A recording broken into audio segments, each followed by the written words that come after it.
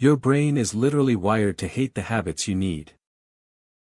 Here's why that matters: your brain releases dopamine when it anticipates pleasure, not when it works hard. So every time you think about going to the gym or studying, your brain quietly whispers, "Nope, something better is over there." You're not lazy. You're just fighting bad wiring. But what if you could hack that wiring completely? There's a strategy called temptation bundling, and it was actually coined by behavioral economist Katie Milkman at Wharton. She didn't discover it in a lab, she discovered it in her own life, struggling to get herself to the gym. Milkman would only let herself listen to her favorite audiobooks while on the elliptical. That's it. That's the whole trick at its core.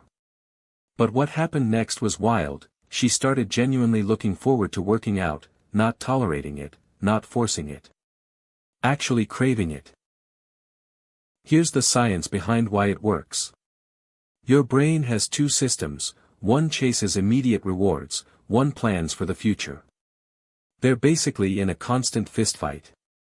Temptation bundling is how you get both systems on the same team at the same time. The formula is dead simple. You take something you want to do, the temptation, and you link it exclusively to something you should do, the habit. The keyword is exclusively. If you can watch your show anytime, the bundle falls apart. The scarcity is the whole point. Think about that for a second. You're not telling yourself to be more disciplined. You're not setting 17 alarms or buying a new planner.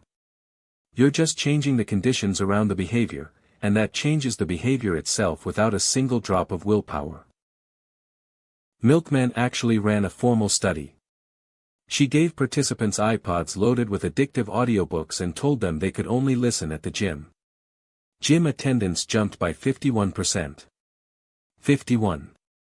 Not a rounding error, a total transformation, and nobody had to try harder. But here's where it gets wild: the people who had the most self-control struggles got the biggest results.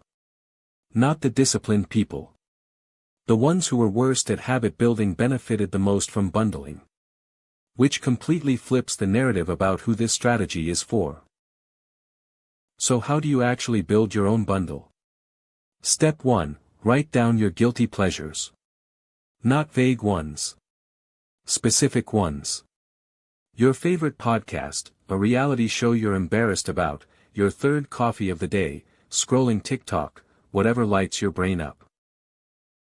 Step 2. Write down the habits you keep failing at.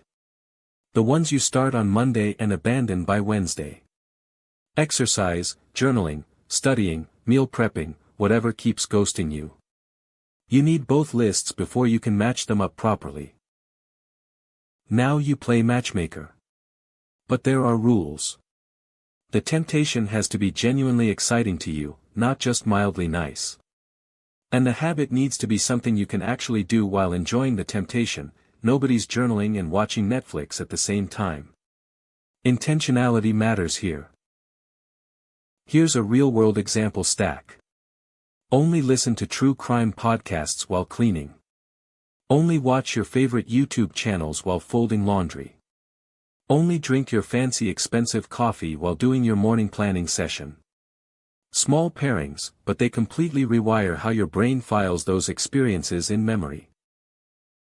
Ask yourself this: what do you reach for the second you have free time? That automatic grab, that reflex thing you do without thinking. That's your highest leverage temptation. That's gold. That's the thing you want inside your bundle. One mistake people make constantly is building bundles that are too weak on the temptation side. They pair habit I hate with thing I sort of like. Doesn't work. The temptation has to be strong enough that you genuinely miss it if it was gone. Mild enjoyment won't override resistance. But here's where it gets wild: some habits become self-rewarding after about 66 days, which is the real average time to form a habit according to University College London research. So temptation bundling isn't forever. It's a launch pad. You use it until the habit has its own momentum. That's a completely different way to think about discipline. You're not white-knuckling it indefinitely. You're just bribing yourself across a temporary bridge until the new behavior gets grooved into your default operating system. The bribe stops mattering eventually because the habit becomes part of your identity. Now let's talk about common mistakes. Mistake 1, letting the temptation leak. If you start watching your bundled show outside the habit, the whole system collapses. Your brain figures out it doesn't need to do the hard thing to get the reward. Strict linking is non-negotiable. Mistake 2, choosing the wrong habit for the bundle. Some habits need full mental focus, deep work, writing, strategy sessions. You can't pair those with stimulating entertainment. Save bundling for physical habits, routine tasks, and low cognitive activities where your hands are busy but your ears are free. Mistake 3, not making it official. This sounds weird, but you need to actually tell yourself the rule out loud or write it down. I only listen to this podcast when I'm running. The explicit commitment makes it feel like a real contract, not just a vague idea you had once.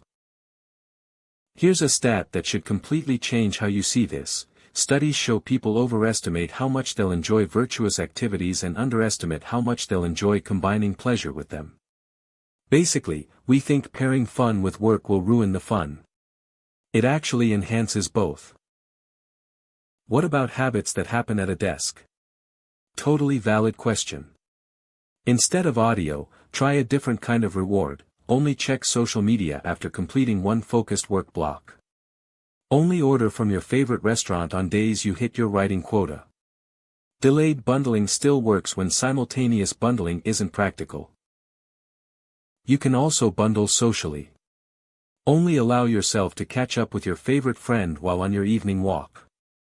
Only go to that coffee shop you love when you bring your journal with you. Human connection is one of the most powerful temptations there is, might as well use it strategically. But here's where it gets wild, temptation bundling works even better when you add a small amount of friction to accessing the temptation outside the bundle. Delete the app from your home screen. Put the snack in a different room. Make the unbundled version slightly harder to access. Friction plus bundling is basically cheat code territory. Here's another layer most people miss completely. Over time, your emotional association with the habit itself starts to shift. You used to dread the gym, now you associate it with that story you can't wait to hear the next chapter of. The dread gets overwritten by anticipation, and that's a neurological change, not just a mood. Think about how powerful that is. You're not just building a behavior, you're rebuilding the feeling around the behavior. That's the difference between a habit you maintain and one you actually want to keep. One feels like a chain, one feels like a preference. Let's get practical for a second. Start with just one bundle this week. Not 5. 1.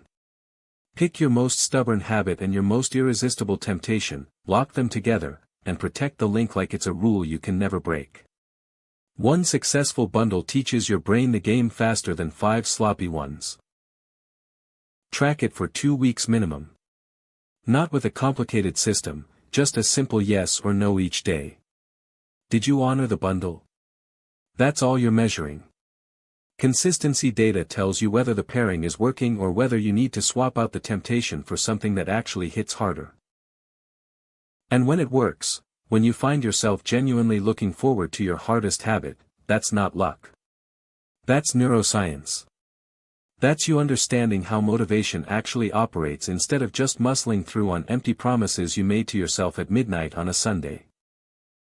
Here are your 3 biggest takeaways. Temptation bundling works by linking what you want to do exclusively to what you need to do. The science shows it can boost habit consistency by over 50%, and the goal is a temporary bridge, not a permanent crutch, because habits eventually become self-sustaining.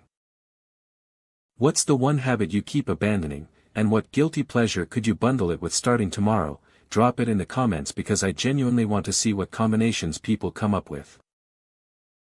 The first thing to understand about how to use temptation bundling to build any habit is that the surface explanation is usually too simple. The real leverage is in the small repeatable behavior underneath it, because that is what survives after motivation drops.